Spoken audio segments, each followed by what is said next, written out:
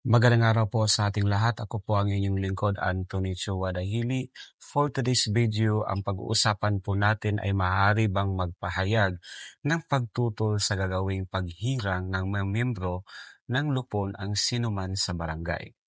So maaari bang magpahayag ng pagtutol sa gagawing paghihirang ng miyembro ng lupon ang sinuman sa barangay? Yes po. Oo po, maaari pong magpahayag ng pagtutol ang sinumang residente ng barangay sa gagawing paghirang ng miyembro ng lupon taga-pamayapa.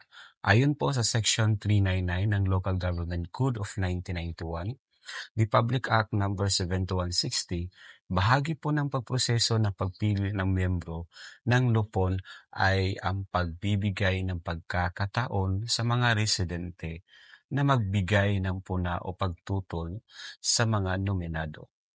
Ang sinumang nagnanais magpahayag ng pagtutol ay dapat, ito po ang gagawin. Una, maghain ng nakasulat na reklamo o pagtutol sa punong barangay bago pa opisyal na mahirang ang naturang nominado.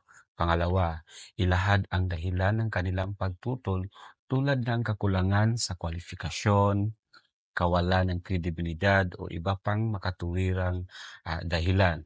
So responsibilidad ng punong barangay na isaalang-alang ang mga natanggap na puna o pagtutol bago magbigay ng pinala sa desisyon sa paghirang ng miyembro ng. So ito po ang inyong lingkod, Anthony Chua Dahili. Lagi pong nagbibigay ng karagdagang kaalaman po tungkol po sa katarungang pambarangay dyan po sa ating barangay po at saka sa mga mamamayan po ng ating mga barangay. At saka po, wag po natin kalimutan i-follow, like, and share this video para po makapagbigay po tayo ng karagdagang kaalaman po dyan po sa ating mga kapatid na barangay officials at lalong-lalo na po sa ating mga constituents po diyan po sa ating barangay.